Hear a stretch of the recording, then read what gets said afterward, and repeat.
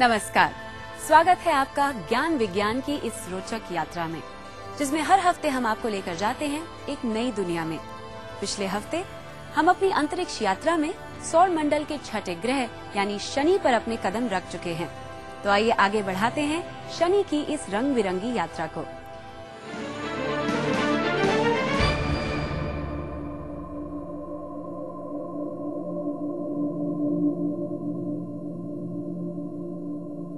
एक यूनानी लोक कथा है।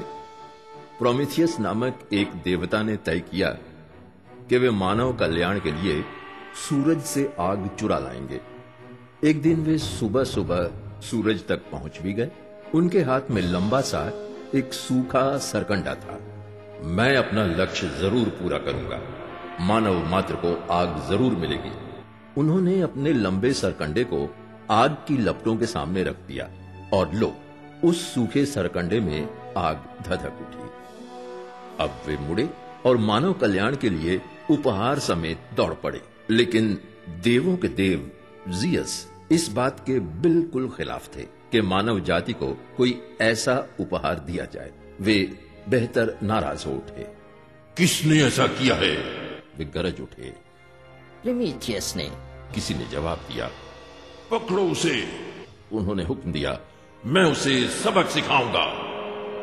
इसलिए हुआ ये कि कॉकेसस पर्वत से गुजरते हुए प्रोमेथियस धर लिया गया और उसे एक चट्टान पर जंजीरों से बांध दिया गया।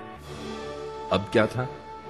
एक भयावह चील को वहां तैनात कर दिया गया, जो अपने खूंखार पंजों से उसे चोंच मार मार कर उसे नोचती खसोटती रही। यह लोक कथा चाहे सच हो या झूठ, एक बात पक्की है कि प्रोमेथियस को वह चोर ही साबित करती है। आज भी शनि के उपग्रह में प्रोमेथियस एक वलय के बर्फीले कण चुरा रहा है और कैसिनी अंतरिक्षयान से ली गई तस्वीरें इसकी साक्षी हैं।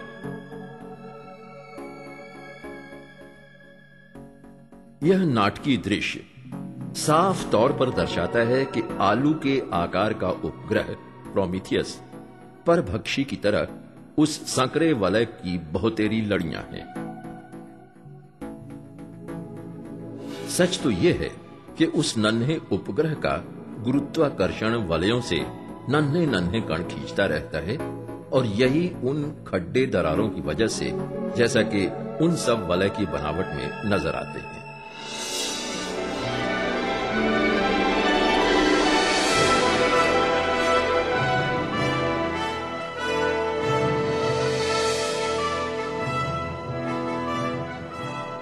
बहरहाल वलयों के सम्राट को इसकी कोई परवाह नहीं थी। इस बार प्रोमेथियस को सजा नहीं दी गई और अब यह शनि ग्रह के विस्तारित परिवार का गौरवशाली सदस्य है। शनि के उपग्रहों की विराट कतार में तरह तरह के आकारों और रंगों का मेला लगा है। ये सब अति विशाल टाइटन की तरह ही 3000 माइल तक फैले हुए हैं और कहीं पैन जितने नन्हे होते हैं, जिसका विस्तार कुल 12 माइल है। इसके बीच बीच में 54 या इससे भी ज्यादा अज्ञात उपग्रह स्थित हैं, जो इंसानों द्वारा आविष्कार किए जाने के इंतजार में हैं। शनि के विलय की कोर के नजदीक ही छोटे छोटे 2 उपग्रह हैं, एपमीथियस और जेनस। ये दोनों शनि की लगातार परिक्रमा करते रहते हैं और उनकी आपसी दूरी अक्सर कुल 50 किलोमीटर। मीमस शनि का सबसे भीतरी उपग्रह है। इसका घनत्व काफी निम्न है, जो इस बात का संकेत है कि यहां मुख्यतः बर्फ ही विद्यमान है। इसका 130 किलोमीटर चौड़ा धरातल हर्षल ज्वालामुखी गह्वर से प्रभावित है। यह ज्वालामुखी गह्वर 10 किलोमीटर गहरा है और सामने एक पहाड़ है जो हमारे माउंट एवरेस्ट जितना ऊंचा है। सच तो यह है कि शनि के कुछ एक उपग्रह यहाँ घूमते हुए उपग्रहों की ठसाठस भीड़ से परेशान हैं। यहाँ टेथिस, दो नन्हे उपग्रह टेलेस्टो और कैलिप्सो के साथ घूमता रहता है। टेलेस्टो टेथिस से आगे आगे चक्कर लगाता है, जबकि कैलिप्सो उसके पीछे घूमता है। टेथिस एक ऐसी दुनिया है जो छोटे बड़े ज्वालामुखी गह्वरों से लगभग बटा हुआ है। हाँ, कभी कभी चूड़ीदार रूप में भी नजर आता है। इथाका चश्मा की प्राचीन संकरी घाटी टेथिस के आर पार एक राह बनाती है और उपग्रह के मध्य फलक से लगातार अदृश्य रहती है। यह गहरी दरार औसतन 100 किलोमीटर गहरी खाइयों से निर्मित है और कहीं कहीं 4 किलोमीटर गहरी है। टेथिस के उत्तरी धरातल के दक्षिण तक 1000 किलोमीटर तक फैली हुई है। एक और प्रमुख खूबी है, यहाँ 400 किलोमीटर के लंबे चौड़े क्षेत्र में एक बेसिन भी है, ओडिसियस। ये प्रभावशाली बेसिन क्षत चिन्ह की तरह टेथिस के धरातल के 2/5 हिस्से से भी अधिक दूर तक फैला हुआ है।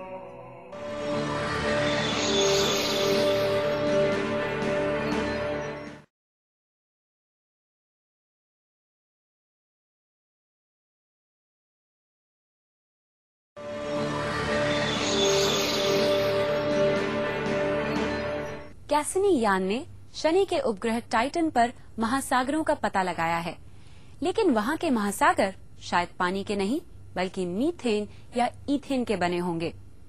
आइए जानें शनि ग्रह के बारे में कुछ और बातें।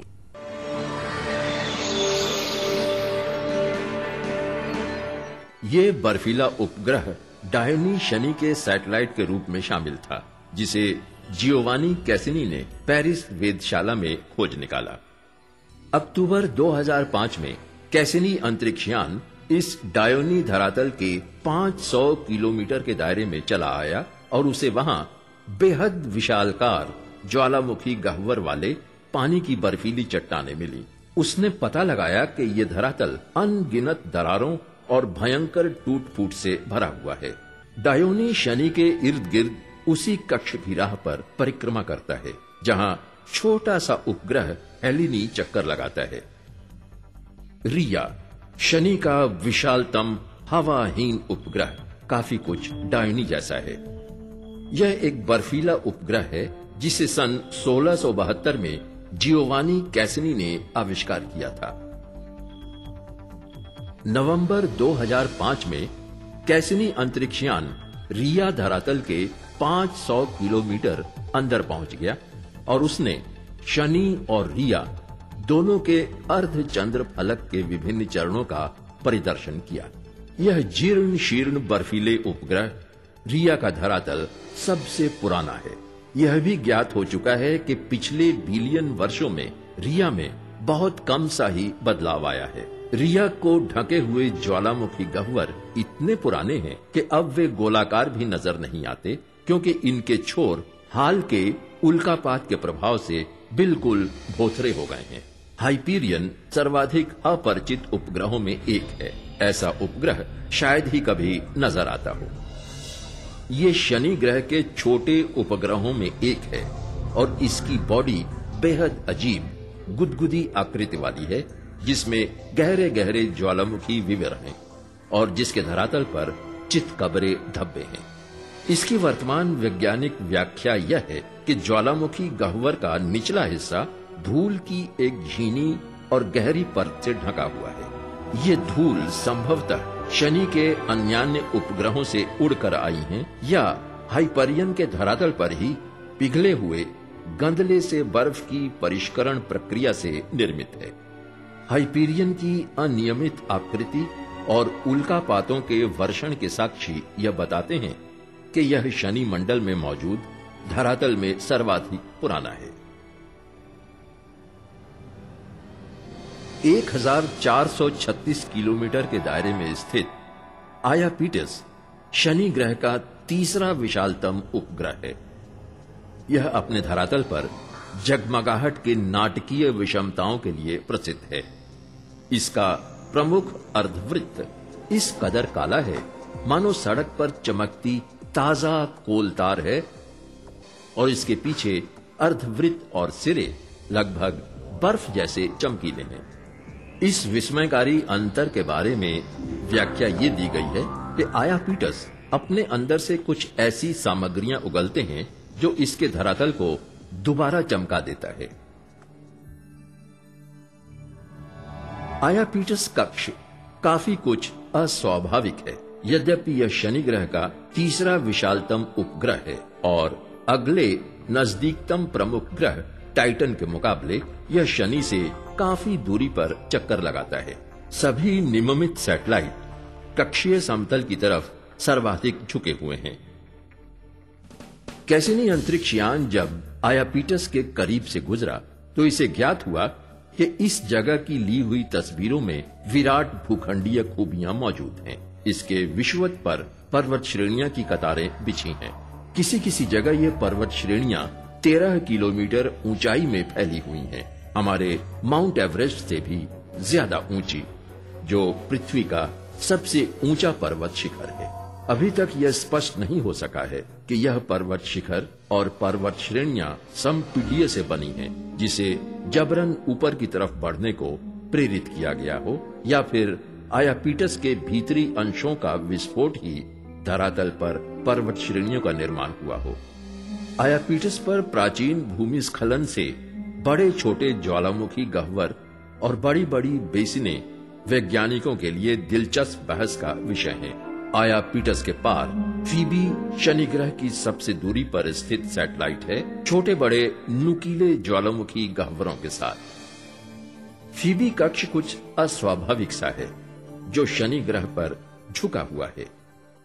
यह शनि की परिक्रमा और कक्षीय गतिशीलता दोनों के अनुकूल पीछे की दिशा में घूमता है और शनि के अन्य सैटेलाइट्स के प्रतिकूल दिशा में घूमता है।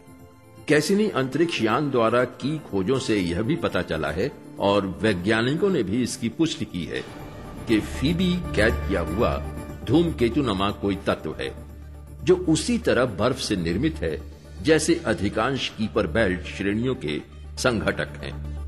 ये कीपर बेल्ट श्रेणियां अनगिनत छोटी छोटी बर्फीली बॉडीज से बनी हैं, जो नेपच्यून और प्लूटो के कक्ष तले बिछी हुई हैं।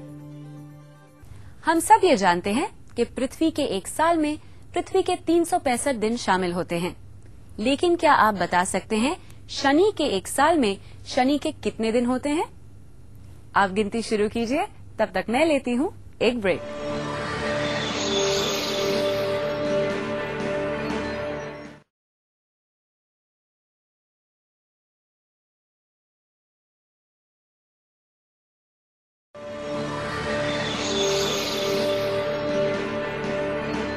ब्रेक पर जाने से पहले हम बात कर रहे थे शनि के दिनों के बारे में। तो क्या आपने अपनी गिनती पूरी कर ली? अगर नहीं तो हम आपको बताते हैं। शनि के एक साल में होते हैं लगभग 25,000 दिन। ऐसी ही कई और जानकारियों के लिए आइए आगे बढ़ते हैं।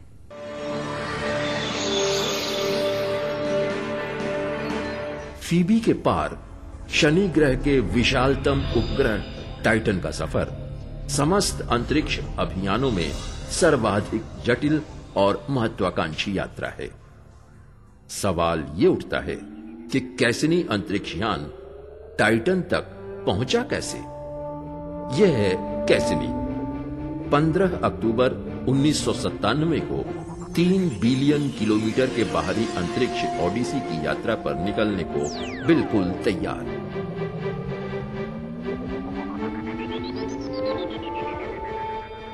जी हां, कैसिनी ने विराट टाइटन 4 रॉकेट लॉन्च किया, लेकिन शनि की तरफ की गई अंतरिक्ष यात्रा का 99% से भी अधिक हिस्सा अनपावर्ड यात्रा होगी। अपने सफर के दौरान यह शुक्र के इर्द गिर्द चक्कर लगाता है और अपने घरेलू ग्रह और बृहस्पति ग्रह से होकर गुजरता है ताकि अतिरिक्त तेज रफ्तार उपलब्ध कर सके। गहन अंतरिक्ष में 6.5 वर्ष की हवाई यात्रा के बाद 1 जुलाई 2004 का दिन, और अब शुरू हुआ 4 वर्ष का शनि ग्रह समूह का सफर।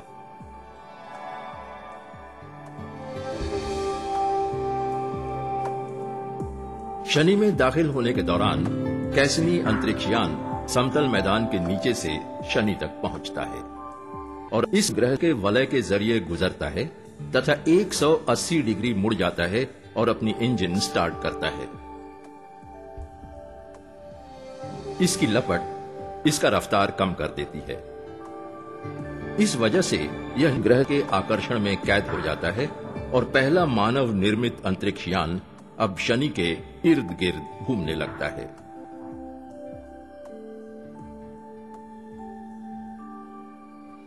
लेकिन अब इस सफर का सबसे मुश्किल हिस्सा शुरू होता है।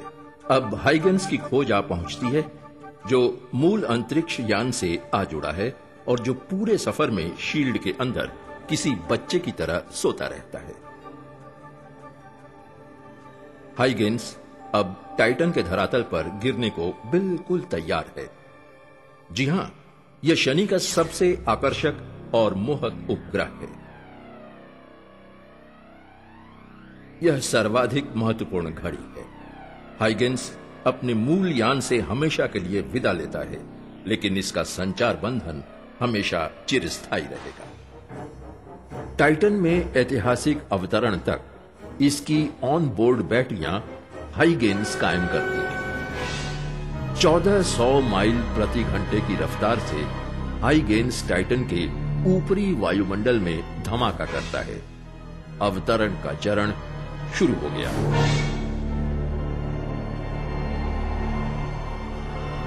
अब वहां का वायुमंडलीय खिंचाव हाइगन्स की रफ्तार को धीरे धीरे कम कर देता है।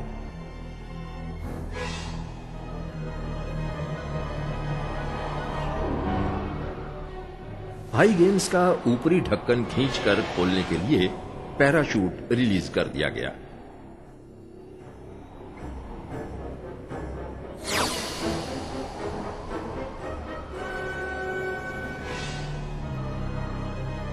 एक 175 किलोमीटर की ऊंचाई से टाइटन के धरातल पर मुख्य पैराशूट खोल लिया गया और यही हाइगन्स द्वारा वैज्ञानिक अध्ययनों की क्रांतिकारी शुरुआत की भी सूचना देता है।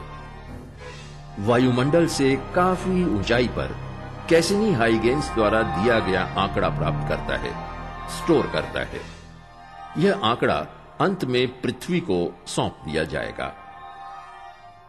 सबसे अंत में अपेक्षाकृत एक छोटा पैराशूट खुल जाता है। हम उस धरातल से सिर्फ 140 किलोमीटर की ऊंचाई पर आ पहुंचे हैं। अंतरिक्ष यान में हाइगन्स के जो उपकरण लगाए गए हैं, वे पहले से ही वायुमंडल को सूंघना शुरू कर देते हैं ताकि वहां मौजूद केमिकल मिश्रण का पता लगा सकें। हालांकि हाइगन्स 450 किलोमीटर प्रति घंटे दोहराने वाले आंधी तूफान के थपेड़े झेलते रहते हैं। टाइटन के ऊपर मौजूद बादलों की आखिरी परत चीरकर अवतरण के बाद हाइगन्स को उजाले अंधेरे के खूबसूरत रंगों की पच्चीकारी वाला भूखंड नजर आता है।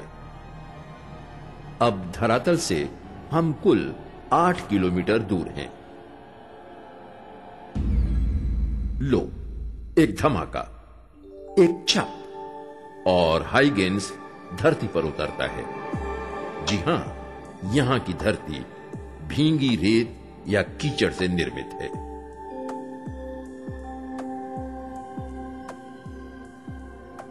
और इसके कैमरे ने तरल हाइड्रोकार्बन झीलों और लालिमा युक्त रहस्यमय आकाश तले बर्फ से ढके लाल गुलाबी पर्वतों के किनारे पर गुंथे नारंगी रंगों के बर्फीली ढेरों की तस्वीरें लेनी शुरू कर दी हैं। कैसनी का यह मिशन पिछले 4 वर्षों से जारी है, लेकिन इंसानों के लिए इससे भी आगे के कार्यक्रम तय हैं और अंतरिक्ष की जानकारी के बारे में विस्तृत एजेंडा तैयार है। हमें विश्वास है कि किसी एक अंतरिक्ष मिशन में हम असंख्य विराट अंतरिक्ष रहस्यों का पता लगा सकेंगे, क्योंकि हर अंतरिक्ष रहस्य के सफल उद्घाटन के पीछे शायद 100 से अधिक वैज्ञानिकों का अधिक प्रयास शामिल होगा। आपने जाना कि हमारा ब्रह्मांड कितना अजीब है। ब्रह्मांड का हर पिंड अपने में अनोखी विशेषताएं समेटे हुए है। कहीं आग उगलते ज्वालामुखी तो कहीं इतनी ठंड। आगे हम बात करेंगे गुरुत्वाकर्षण की, लेकिन उससे पहले एक छोटा सा ब्रेक।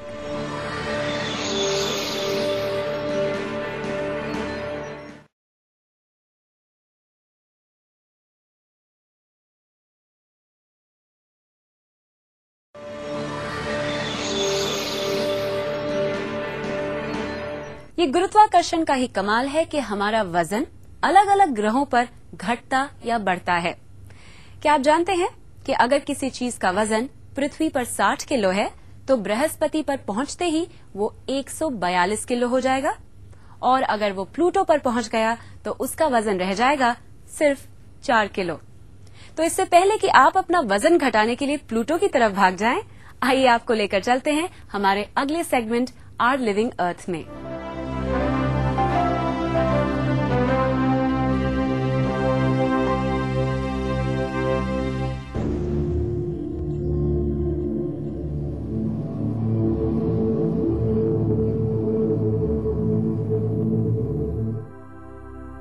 स्पर्म व्हेल समुद्र के सबसे विशाल स्तनधारी जीवों में से एक है और साथ ही विलोपन का जबरदस्त खतरा भी झेल रही है। इसे इसके मोम जैसे तेल के लिए मारा जाता है, जिसका इस्तेमाल लुब्रिकेशन और कॉस्मेटिक्स में किया जाता है। लेकिन आज स्पर्म व्हेल की जिंदगी बचने की गुंजाइश पैदा हो रही है। इसका श्रेय जाता है एक पौधे को जिसका नाम है होहोबा। होहोबा के बीज अमूल्य हैं। इसके बीजों से जो तेल निकलता है उसमें भी स्पर्म व्हेल के तेल वाले ही गुण होते हैं। ये सेबम ऑयल का एक वहनीय विकल्प है। अपने मॉइस्चराइजिंग गुणों के कारण ये कॉस्मेटिक्स इस्तेमाल करने वालों में बेहद लोकप्रिय है। इसका कई दवाइयों में भी खूब इस्तेमाल किया जाता है।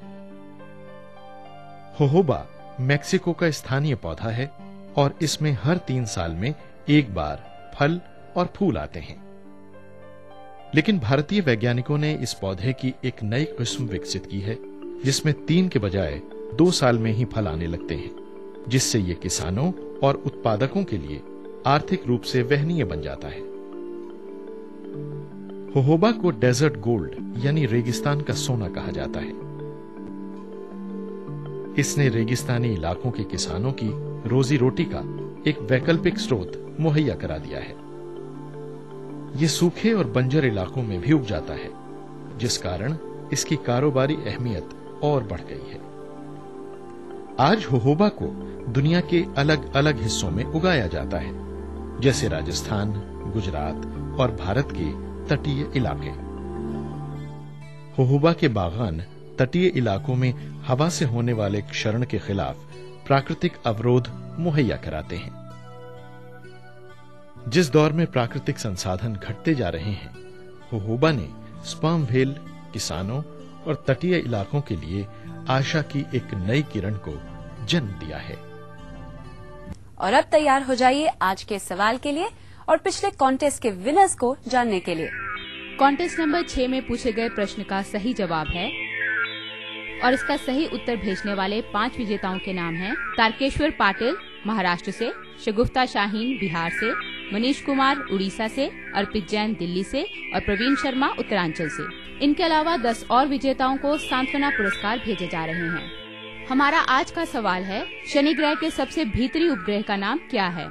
ए टेथीस, बी कैलिप्सो या सी मिमास? इसका जवाब हमें 10 दिन के अंदर इस पते पर मिल जाना चाहिए। विज्ञान प्रसार C24, कुतुब इंस्टीट्यूशनल एरिया, नई दिल्ली 110016।